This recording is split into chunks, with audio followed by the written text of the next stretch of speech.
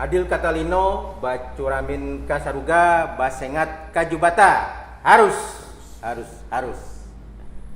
Selamat bertemu kawan Wancino. Ya, selamat bertemu juga Mas Maturidi.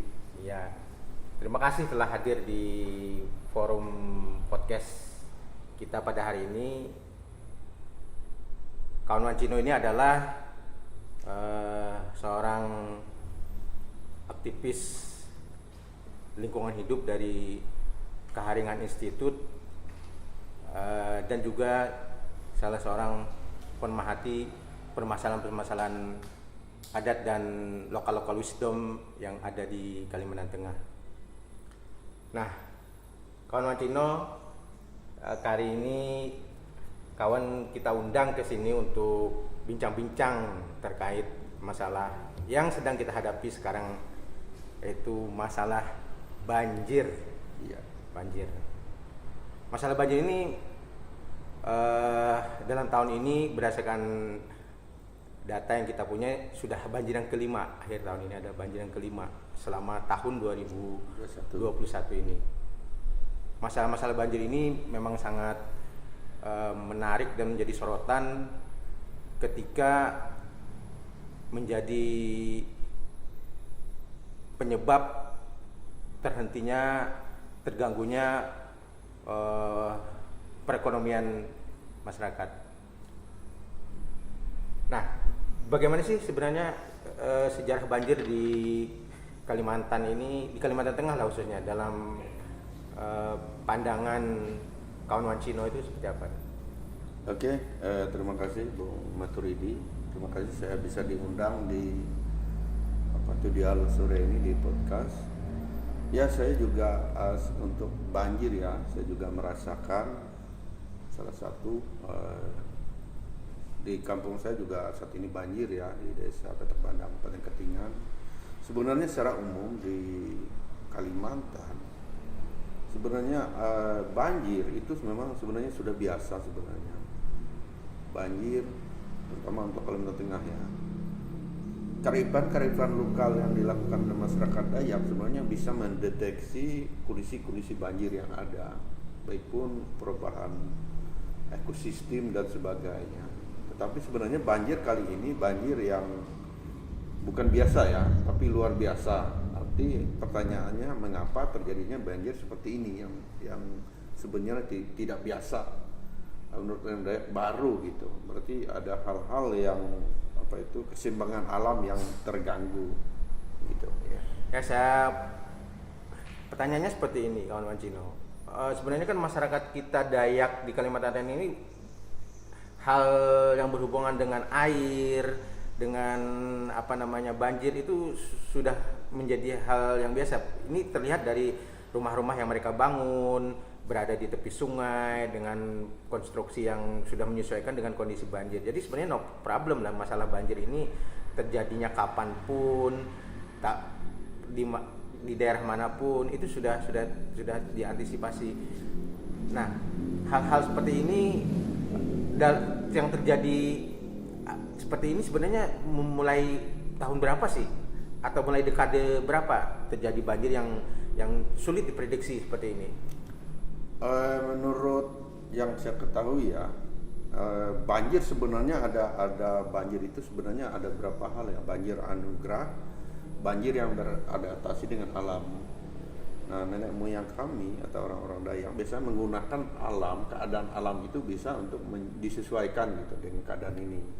Misalnya ada banjir, mereka dulu tidak ada transportasi, tapi dengan banjir mereka bisa mengeluarkan sumber-sumber yang di hutan gitu ke kampung. Dengan ada banjir menjadi mediasi sebenarnya. Tapi sebenarnya sekarang ini banjir ini yang menjadi sepertinya malapetaka bagi masyarakat Dayak. Terputusnya berapa hal, jalan dan sebagainya. Sebenarnya kita orang-orang Dayak sudah memprediksi, punya konstruksi ya untuk melihat menyesuaikan dengan alam ini. Misalnya dari segi bangunan, mereka sudah membuat rumah-rumah panggung yang tinggi di bantaran sungai, atau anggaplah kelompok-kelompok rentan di pinggiran sungai. Mengapa dibuat pinggiran sungai? Karena jalur sungai adalah jalur transportasi, terutama transportasi segala sesuatu menggunakan sungai pada saat itu. Misalnya mereka mengambil air mudah, jadi dia rata-rata di sungai. Pokoknya sungai menjadi jalur publik yang menghubungkan antar satu komunitas Dayak di perkampung gitu. Tapi dengan sekarang banjir yang sekarang ini bukan banjir yang menurut orang-orang anugerah tadi ya. bukan ya, ini sebenarnya menjadi malapetaka sebenarnya banjir ini. Ini pertanyaannya, bagaimana konstruksi setelah era kemerdekaan ini kok banjir bisa separah seperti ini. Memang dulu ada banjir tapi tidak sampai 5 kali misalnya. Dalam setahun ada banjir besar tapi cuma sekali, sampai misalnya beratus tahun. Itu tidak sampai yang 5 kali yang berturut-turut, tidak lagi di batas ambang-ambang kewajaran. Jadi sebenarnya dulu pun untuk banjir besar sebenarnya sudah pernah terjadi di Pulau Borneo ini ya, di Kalimantan Tengah ya. Tapi durasinya mungkin interval waktunya bisa 20 tahun atau 30 tahun seperti itu. Banjir besar yang terjadi tidak seperti sekarang yang hampir ini dalam setahun sudah 5 kali, atau mungkin mundur lagi kita mungkin di awal 2000 mungkin terjadi tiap tahun atau tiap 5 tahun. Apa seperti itu terjadi semacam itu ya? Iya, menurut orang tua saya, bapak saya atau nenek saya, bukan jeda waktunya bukan 20 tahun, beratus tahun. Dia beratus tahun ada banjir besar. Itu pun dari nenek saya menjadi orang tuanya ada banjir besar. Berarti satu generasi pernah ada gitu, tapi bukan banjir besar itu seperti sekarang ini, cuma sekali dalam berapa generasi gitu, beratus tahun. Iya. Ini bukan beratus tahun, per tahun atau jeda 1 tahun gitu, berapa kali banjir. Ini di luar yang disampaikan oleh mereka gitu, berarti ada yang tidak benar lagi gitu, baik pun tatanan kearifan lokalnya, tatanan hal-hal yang menjadi betang-betang di Pulau Kalteng khususnya di seluruh Kalimantan pada umumnya gitu. Terus ini ada semacam teori-teori yang menyebutkan kenapa ini banjir, kenapa ini terjadi bencana alam. Ada yang menyebutkan ini adalah sebuah bentuk dari sebuah teori perubahan iklim, climate change, ada deforestasi seperti itu. Sebenarnya bagaimana sih kawan Wancino melihat hal ini sebagai seorang pegiat lingkungan ini? Iya, kalau kita ya secara ilmiah mungkin ya, tapi menurut kita fakta kita sehari-hari, kita yang mengalami dan sebagainya, salah satu pengaruhnya adalah perubahan ekstraktif atau perubahan investasi yang ada gitu di beberapa tempat ya, khususnya di Kalimantan Tengah. Apalagi banyaknya perkebunan, pertambangan dan izin-izin yang lain yang tidak lagi yang sesuai dengan mekanisme dan sesuai dengan tatanan kearifan lokal. Bisa juga secara ilmiah tidak sesuai juga dengan izin-izin lingkungan. Itu juga berpengaruh sebenarnya. Perizinan yang lepas kontrol seperti itu yang sangat, menurut saya, pemantauan investigasi dan berapa kita lakukan di semua tempat, ini juga sangat berpengaruh. Bukan hanya banjir ya, ini juga berpengaruh dengan kebakaran hutan dan lahan, karena perizinan yang lepas kontrol oleh para pihak gitu, yang berkompeten untuk mengawasi dan memberikan perizinan tersebut. Jadi sebenarnya bencana alam sebagai contoh banjir ataupun kebakaran hutan yang terjadi di tempat ini, kita sebenarnya merupakan bagian bukan hal yang tidak disengaja ya, artinya ikutan dari sebuah kebijakan yang salah seperti itu ya. Kalau saya sendiri mengatakan itu adalah yang disengaja sebenarnya, kebijakan yang ada untuk merusak alam, merusak lingkungan, yang dilakukan oleh baik pun di tingkat bupatinya, oknum gubernurnya, mungkin juga oknum di kementerian. Iya, iya. Dengan kebijakan mereka ini yang mengakibatkan berapa kerusakan lingkungan tersebut. Jadi yang kerusakan tersebut yang berdampak sekali dengan kelompok-kelompok rentan, kelompok masyarakat adat dan sebagainya. Itu sangat berdampak yang terjadi sekarang. Apalagi di tingkat mereka di bantaran sungai, di pinggir bukit dan sebagainya. Yang sehari-hari mereka beraktivitas itu menjadi dampak itu, baik pun rumahnya rubuh dan sebagainya, pokoknya dampak sosial dan ekologi gitu. Sebenarnya proses kebijakan yang diterbitkan oleh pemerintah daerah, pemerintah provinsi maupun pemerintah pusat terkait perizinan penerbitan itu sebenarnya bukan yang dalam satu waktu, tetapi butuh waktu yang sejak lama sudah sebenarnya ya, mungkin 1 dekade, 2 dekade seperti itu perizinannya, atau dalam 1 dekade belakangan ini aja yang memunculkan kerusakan sedemikian masif dan parahnya itu. Kalau untuk kerusakan lingkungan sebenarnya yang yang dilakukan berjemaah oleh para oknum ini itu sebenarnya lama ya. Dia sudah berpuluh-puluh tahun sudah ada gitu rentannya. Jadi 10-20 tahun mereka sudah melakukan proses-proses yang sekarang ini adalah puncaknya saja sebenarnya dari sebuah kebijakan itu. Jadi berapa pemerintahan dari pusat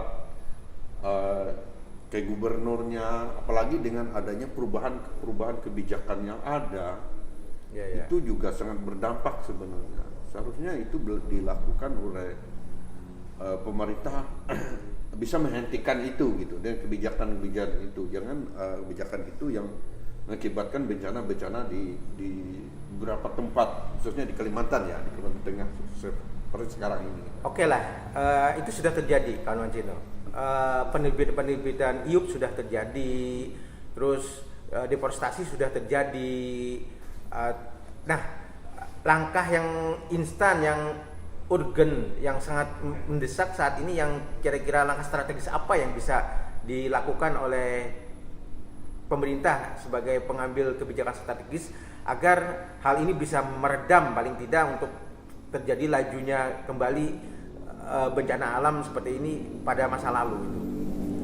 Iya, sebenarnya kalau pemerintah itu mau bersama jajarannya, stakeholdernya, itu bisa menghentikan semuanya, semua kebijakan itu. Bisa menghentikan kebijakan itu. Karena kebijakan masa lalu yang carut marut itu mereka harus tegas sekarang mencabut atau mengevaluasi perizinan yang ada. Ada punya datanya Anda? Saya ada punya beberapa data dari tahun 2019 misalnya di perkebunan misalnya. Untuk contoh di Kabupaten Katingan misalnya. Ini juga yang salah satu yang saya sampaikan ada contoh-contoh carut marutnya itu. Ya. Data terakhir Juni 2019 untuk perkebunan. Yang beroperasi di Kabupaten Katingan untuk perkebunan kelapa sawit yang sudah diberikan IOP-nya oleh gubernur itu 135.681,43 hektar. Itu sudah ada berapa perusahaan yang sudah punya kebun sawit? Iya, iya. Itu sudah beroperasi. Nah, yang tidak beroperasi tapi memiliki izin IOP saja tapi tidak beroperasi dia. Itu 271.000, bayangkan. Iya. 429 hektar yang tidak beroperasi. Artinya dia tidak beroperasi ini cuma mengantongi izin saja. Di lapangan tidak ada aktivitas. Tidak ada aktivitas. Nah, ini ada IOP dan carut marut tersebut. Misalnya dia IOP-nya 15.000 di salah satu lokasi tersebut, untuk HGO dia mendapat 9.000. Nah, untuk pelepasan itu misalnya 8.900. Ini carut marut juga kebijakan karena kok bisa IUP-nya ada tapi belum ada pelepasan kawasan hutannya dulu, belum keluar HGO-nya dulu. Ini kan lucu, tiba-tiba IUP yang muncul. Biasa main sulap-sulap seperti itu ya. Iya, itu kebijakan lama yang saya bilang carut marut. Nah, apalagi munculnya Undang-Undang Cipta Kerja yang 2020, Undang-Undang Omnibus Law, itu juga mencuci dosa dari kebijakan dari pengusaha hitam yang dengan 2020 mereka hanya didenda dengan administrasi perdata seharusnya pidana seharusnya pidana. Itu juga sebenarnya perkawinan itu juga akan memunculkan itu pembenaran munculnya musibah ini sebenarnya. Dan ini kalau dibiarkan tanpa ada tindakan tegas atau koreksi terhadap kebijakan ini bukan tidak mungkin bencana alam yang terjadi sekarang akan terjadi lagi di tahun-tahun mendatang ya. Iya, sangat jelas. Itu bencana alam pasti akan terjadi kalau tidak segera dihentikan hal-hal seperti ini. Karena perizinan yang menunggu itu, bayangkan itu lebih dari 2 kali lipat yang sudah beroperasional. Itu perkebunan saja, belum lagi perizinan pertambangan dan sebagainya. Apabila kita buka petanya semua wilayah Kalimantan Tengah, khususnya Kalimantan Tengah, itu sudah dikutak-kutak semua sebenarnya. Jadi sudah dibagi-bagi. Sudah ada perizinan, izin prinsip. Jadi ada hal-hal kebijakan misalnya moratorium itu sebenarnya tidak berfungsi kebijakan itu. Oh iya, ada kebijakan moratorium sawit segala macam itu sebenarnya cuma sebatas klise saja kebijakan itu, karena lahannya sendiri sudah habis terbagi-bagi seperti itu ya sebenarnya. Iya, saya bilang pengusaha hitam kan, pengusaha itu sudah punya rencana, mereka akan mendorong moratorium, tapi mereka sudah mengantongi izin, bukan arti sudah izin lama. Tapi izin baru memang tidak ada. Tapi ini sudah dikutak dibagi. Terus kawan Mancino tadi menyebut ini pengusaha hitam. Sebenarnya pengusaha hitam ini main sendiri atau ada pejabat hitam yang juga main? Kalau kita istilahkan ada pengusaha hitam, pejabat hitam atau gimana? Dia main sendiri atau bagaimana ini? Ini kan kebijakan ini sebenarnya tidak berdiri sendiri. Ya, sering saya sebutkan ada pengusaha hitam. Karena dia ketika melakukan kegiatan aktivitasnya di lapangan dia melanggar tata cara adat istiadat yang ada. Arti secara masyarakat adat di sana ditindas gitu. Apalagi lingkungannya ya, masyarakat yang hidup yang ada di situ juga ditindas. Apalagi lingkungan yang dijaga mereka. Apalagi misalnya satuannya. Iya. Flora faunanya itu sudah otomatis ya. Otomatis, apalagi kalau manusianya saja sudah diinjak, apalagi binatang dan tumbuh-tumbuhan di sana. Dan mereka berkiblat karena ada kebijakan aturan-aturan itu. Makanya saya sebut mereka pengusaha hitam karena mereka sering mengkriminalisasi masyarakat adat di sana dengan kebijakannya, misalnya undang-undang perkebunan. Iya. Atau baru ini ada undang-undang pertambangan yang ada pasal-pasal yang akan dengan mudah akan memenjarakan masyarakat yang mempertahankan lingkungannya. Termasuk kami aktivis juga akan bisa dimasukkan di beberapa aturan-aturan itu. Itu yang kita sebut sebenarnya pengusaha itu kan harus beradab. Masuk ke tempat masyarakat adat, mereka harus beradab sebenarnya, bukan memenjarakan masyarakat adat di situ sebenarnya. Itu yang saya sebut pengusaha hitam di sana. Iya, yang terjadi sekarang kan memang sering muncul kriminalisasi terhadap masyarakat adat ketika mereka mempertahankan tanah ulayat mereka. Itu sering berbenturan dengan perizinan administrasi yang telah dikantongi oleh para pengusaha itu. Akhirnya mereka disarankan untuk kenapa nggak masuk ke pengadilan, karena pengadilan saja. Jadi sering diarahkan seperti itu. Nah, ketika mereka sendiri masuk ke pengadilan, otomatis mereka akan kalah karena mereka secara administrasi tidak ada perlindungan yang memang bisa melindungi hak milik mereka itu terjadi seperti itu ya? Iya, karena di sana di belakang pengusaha hitam itu ada juga oknum hitam. Ada Oknum berapa aparat apa oknum pejabat? oknum atau pejabat hitam yang secara tidak langsung sebenarnya mereka memiliki saham di situ, tapi mereka tidak terlihat. Tapi dia akan mengkondisikan semua dari pusat dan daerah, baik pun kebijakan. Itu menjadi kompleks akhirnya penderitaan yang dilakukan oleh alam dan oleh masyarakat adat. Ini saya tertarik nih, kawan Manjender ini menyinggung masalah ada saham. Nah, saham, saya sih sering mendengar ada istilah saham. Pejabat ini ketika dia bertugas di Kalimantan Tengah, oknum pejabat ini dia punya saham di perusahaan ini, di perusahaan X, perusahaan A, segala macam. Itu memang fakta atau cuma mitos gitu? Itu fakta. Berapa penjabat misalnya dia bertugas di Kalteng, dia akan menginvestasi berapa lokasi. Walaupun lokasi-lokasi tersebut yang terlarang, mereka juga tetap melakukan aktivitas di situ. Nah, apalagi yang penjabat yang di luar Kalteng, misalnya dari pusat, dia juga menginvestasi gitu. Orang-orang dia turunkan di Kalteng misalnya. Nah, isu itu juga muncul ketika akan ada perubahan ibu kota. Bukan hanya penjabatnya ya, beberapa pengusaha juga akan mengkotak-kotakan, petak-petakan lokasi-lokasi di Kalimantan Tengah. Jadi sebenarnya oknum-oknum pejabat di tingkat pusat Jakarta ya, kita sebut Jakarta, sebenarnya banyak yang punya lahan di Kalimantan Tengah ini sebenarnya, yang mempunyai saham di perusahaan-perusahaan yang ada di Kalimantan Tengah, baik itu oknum jenderal, oknum pejabat menteri, atau itu ada ya? Ya, yang kita ketahui berapa itu ada jelas.